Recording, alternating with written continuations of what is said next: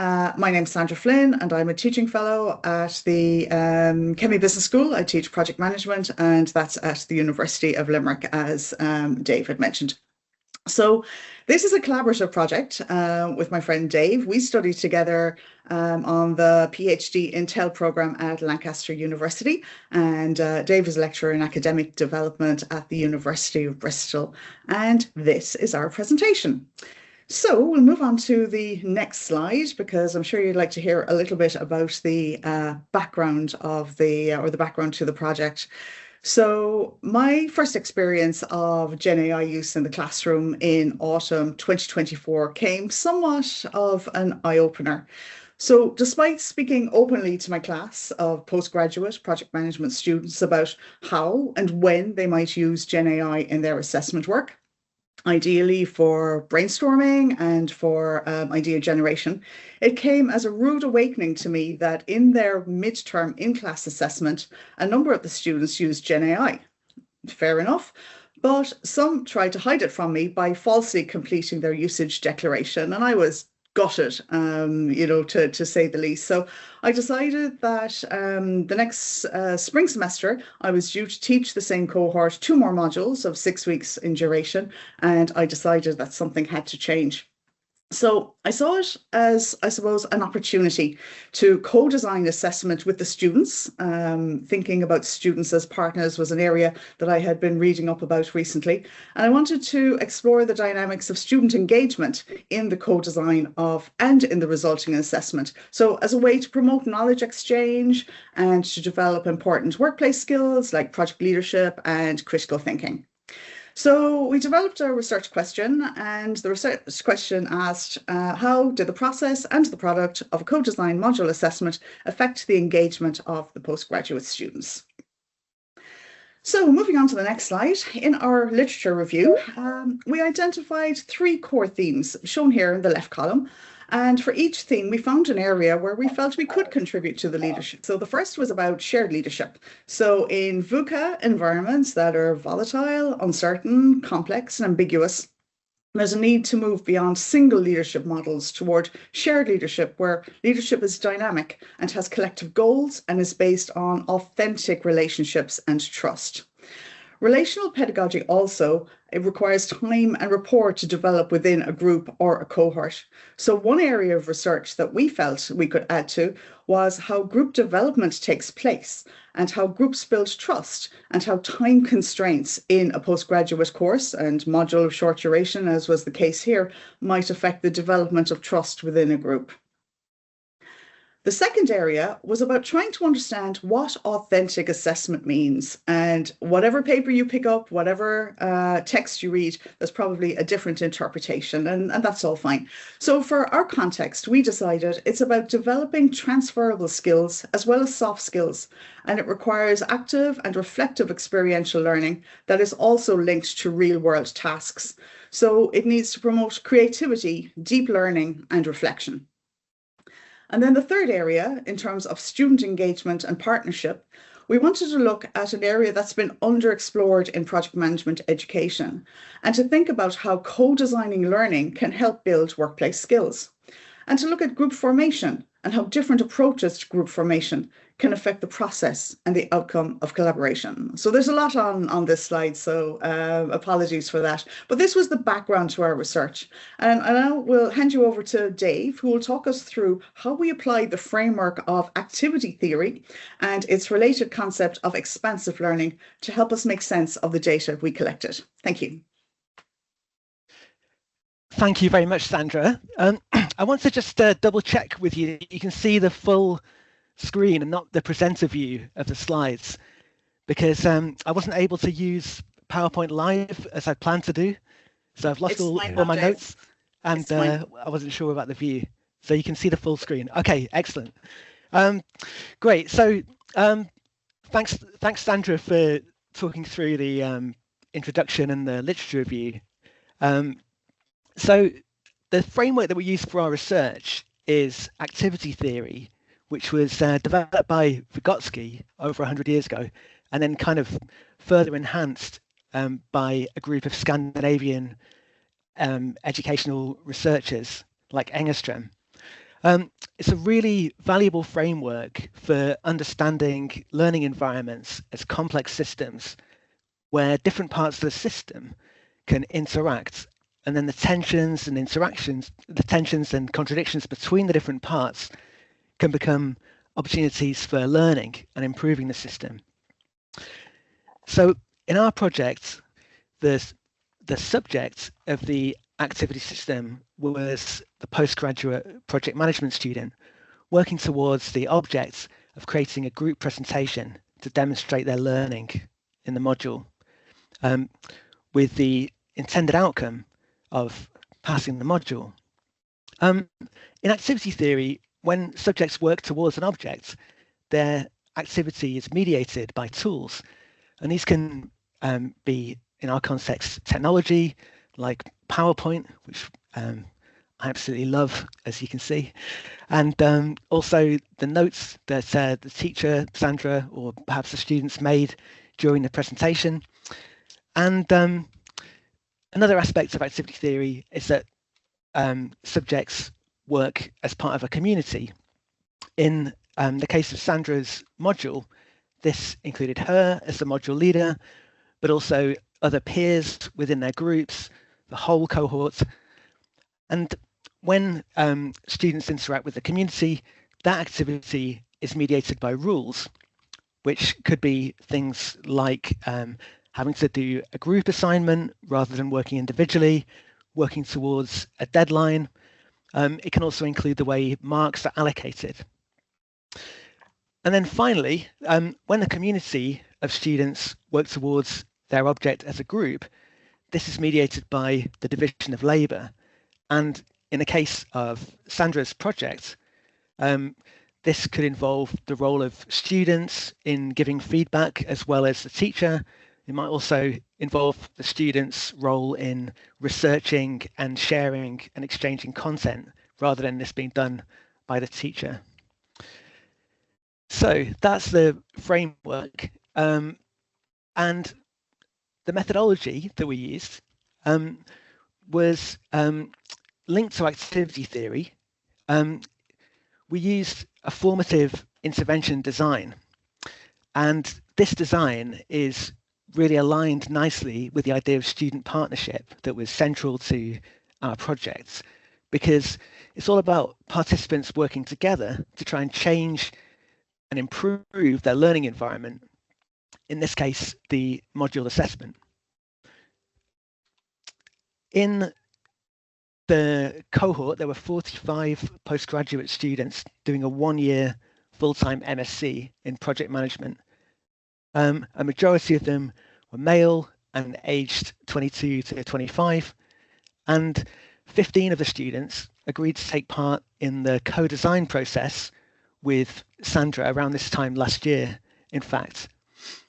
To collect data, Sandra used a qualitative survey instrument where students shared lots of free text responses. And then, partly to understand more about what Sandra had done, I interviewed her, and this interview data also fed into our research. The diagram you can see on the right shows an expansive learning cycle, and we use this to inform our data analysis, and we grouped it into 4 stages. In the first stage, Sandra and I analysed the data about the original activity system, the original assessment that students had done in the first module, and explored some of the contradictions in that system. The second part of the data analysis looked at the planned system that Sandra had co-designed with the students and the potential benefits and challenges of that system. The third stage looked at how Sandra and the students implemented the new assessment in practice and analysed some of their reflections on the process. And then the final stage, consolidation and generalisation, looked at how the positive impacts of the assessment could be consolidated, and also how we could overcome some of the new challenges in the new type of assessment. So again, this kind of methodology linked to activity theory was really valuable in kind of really understanding students' experience and exploring how it could be further developed in the next stage. So from looking at the survey data from the students and talking to Sandra, we were able to identify 5 contradictions in the historical activity system in the earlier form of group assessment. So first of all, as Sandra alluded to earlier on, there was quite a deficit of trust due to students' lack of transparency around their use of AI in that first module. Sandra had expected them to be more honest and more transparent about the way they used the technology. Second, there was a lack of diversity in group formation. Students tended to choose to work together with students from the same cultural background or in friendship groups, despite being encouraged to work in more diverse groups. Then there was a contradiction between the rule that students had to submit their presentation very early on in week 3 and the object. They didn't really have enough time to achieve that object. So that was another contradiction. A fourth one was between the community and the division of labour. Students felt, and Sandra also felt, that there was an unequal distribution of effort in the group when they were doing peer-to-peer feedback. And finally, there was a challenge that Sandra found when it came to assessing individual contributions in live presentations. Because it was happening live, everything depended on the notes that Sandra was able to make. Sometimes students didn't identify themselves in the presentations, so it wasn't really possible to assess individual students' learning as effectively as Sandra had hoped. So this diagram shows how students and Sandra plan to overcome some of those contradictions in the new activity system that they co-designed for the final module. Some of the things that they plan to do differently included, first of all, building trust among the cohort through co-design. And students reported that the co-design process felt really original, it was empowering, it was different from the way they'd learned in the past. And they really enjoyed being invested in that project of designing their assessment. Then students felt that despite the challenges that they'd experienced in earlier modules, it was still important to have agency in group formation, because being able to choose your own group was more authentic than the teacher putting students into different groups. So that aspect stayed the way it was. That contradiction maybe wasn't resolved directly. A third change was that the students decided to introduce a draft. So this provided opportunities for more practice and more developmental feedback to resolve that third contradiction. When it came to the distribution of effort within the groups, the assessment changed so that there was individual student-to-student feedback rather than it being done group to group. And this was designed to boost engagement within different groups and created a sense of shared responsibility. And finally, rather than presenting live, students and Sandra decided that it would be better to use video presentations and therefore recognize the contributions of individual students. So this allowed us to analyze how the planned new assessment would really change and improve students' experience.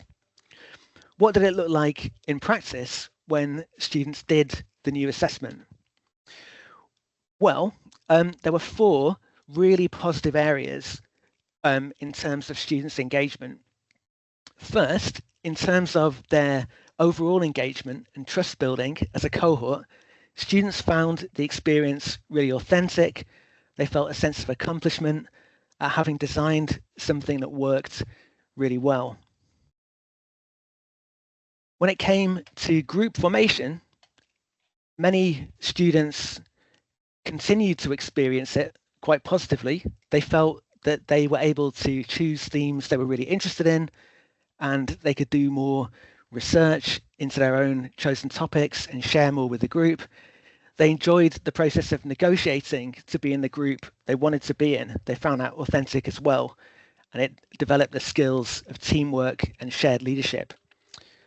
Another positive aspect to student engagement was that students continued to feel that they were able to share real expertise with other students and share more about the content than they might otherwise be able to do. By choosing one theme to focus on, they could dive really deeply into that content. And because all students were doing it, it gave them deeper insights into the different topics in the module, if that makes sense. When it came to peer feedback, students really valued it because it gave them a better sense of where they stood and what other people were thinking about the topics. Instead of waiting to get final feedback from Sandra, students were able to use their peers' ideas to make corrections mid-process and then improve their work. And they also felt that it developed really authentic skills, because being able to give constructive feedback and receive feedback and not be defensive about it, they thought they were really good soft skills that they could take into the workplace. There were still 3 contradictions in the new assessment, and also new contradictions emerged. First of all, there was still a lack of diversity in choice and in group formation. Although more confident students enjoyed being able to negotiate their way into their preferred group, some people just continued to form groups based on friendships, instead of based on the topics that they were going to research. And students who were less confident negotiating groups missed out on the chance to research themes that interested them. Secondly, some students really lacked confidence in peer learning, and they weren't really confident that other groups had researched their topic fully. And finally, students found the process of engaging in peer feedback quite time-consuming, because they were required to give feedback on all other students in each of the other groups. Some students said that they lost interest after a while, and they took the easy road of giving feedback on things like slide design, like, oh, that's a really nice diagram, or I like the way that you've used red fonts, rather than really engaging with the content or giving critical, constructive feedback. So by analysing these contradictions, it allowed us to think about how we might try to address them in a future version of the assessment. So one overriding idea that we had was, rather than each group researching their own theme, Sandra thought about designing the assessment so each theme was allocated to 2 different groups, and this would allow her to resolve these contradictions. By having more than one group for a theme, students could still have that agency when it came to choosing their preferred theme, but if the 2 different groups researching the theme were unfairly balanced or didn't really have a diverse range of students, Sandra could adjust the composition of the groups, but they would still be able to research that theme. Second, having 2 groups per theme would create greater opportunities for deeper peer learning. So if more than one group was researching a theme, students could feel more confident about the quality of both groups' research, or they could use what they'd learned from the 2 different groups to feel confident that they'd really learned deeply about the theme. It would also give them more than one perspective on the same theme. And finally, having 2 groups researching the same theme would allow for more streamlined and more content-focused peer feedback. Students would only have to review the group who had the same theme as them. They wouldn't have to review each of the other students across all the themes. It would be less time-consuming, and because students were familiar with that theme, they'd have more confidence to focus on the content when giving feedback. And there could be, for other groups, a shift from just evaluating each other to genuine peer learning. So those were all ways that we thought we could develop the activity system or assessment for future cohorts. So the research question that we had was, how did a process and product of a co-designed module assessment affect students' engagement? We looked at this as 2 separate questions. First of all, how did the co-designed assessment that Sandra and her students developed overcome some of the contradictions from the original traditional assessment? And then, what kind of contradictions are there in the new co-designed assessment, and how can they be overcome in practice by Sandra and her students? To answer the first question, again, we've broken it down into 4 themes. First of all, we found that the co-design experience was based on trust, negotiation, and shared leadership. Perhaps the co-design in the 3rd module under the new assessment was particularly successful because students had already developed strong relationships over the earlier modules. Perhaps if the co-design had been attempted early on in the program, it might not have been successful. When it comes to the theme of group formation, we were able to see some of the benefits of student agency, but we could also see that that depended on students being quick enough to negotiate their groups. The research also suggested that less diverse groups, less heterogeneous groups, might be less successful and less able to engage in problem solving.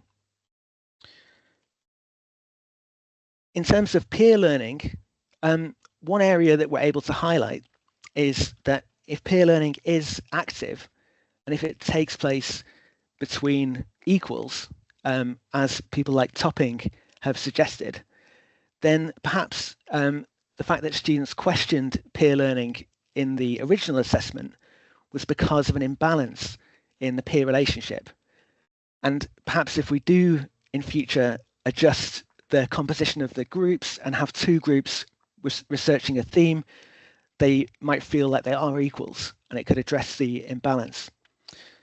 And finally, when it came to engagement and peer feedback, there's a lot of evidence that the students who were engaging in peer feedback developed evaluative judgment, and they saw giving and receiving feedback as important. But our research also shows that this level of engagement depends on students feeling confident that their feedback is valuable to other people. Again, if there were two groups researching the same theme, students might feel more confident that their feedback was valuable. In terms of overcoming the contradictions in the co-designed assessment that students did in that third module, how can we address the contradictions?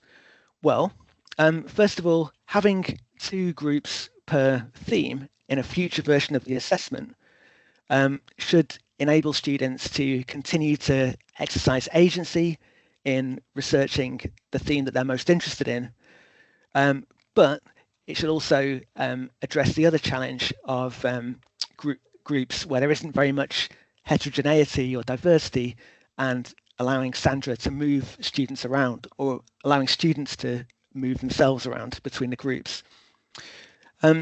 In terms of confidence in peer learning, having two different groups per theme could reassure students that the content has been adequately researched and disseminated, but it could also provide more than one perspective on the same theme.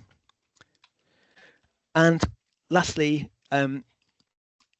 if students only review work from the partner group with the same theme, it may enable them to provide better quality, more focused feedback and focus more on learning rather than evaluation when they watch other groups' presentations. And Sandra, back to you. Okay, thanks a million. And I've been keeping an eye on the questions coming through in the chat, and we'll address those a little bit later. But I do want to say that you know, with the teaching one of those modules again at the moment, we've been able to apply some of the solutions to the contradictions that have emerged, and feedback. I took some of the opportunity to survey the students this week as to how the two groups per theme worked, and the feedback was really positive. So I think we will definitely you know, be able to watch out for that. So yeah, so other than that, in the interest of time, I just want to say thanks a million, and certainly I do want to thank Dave, because I come from a background of project management and process improvement in industry, and I think it was learning about activity theory and expansive learning for me certainly gave me a framework to apply a process improvement to this, and hopefully we'll do so going forward. So on that note, just want to thank everybody, hand back to Anshul, and I'll answer the questions in the chat a little later.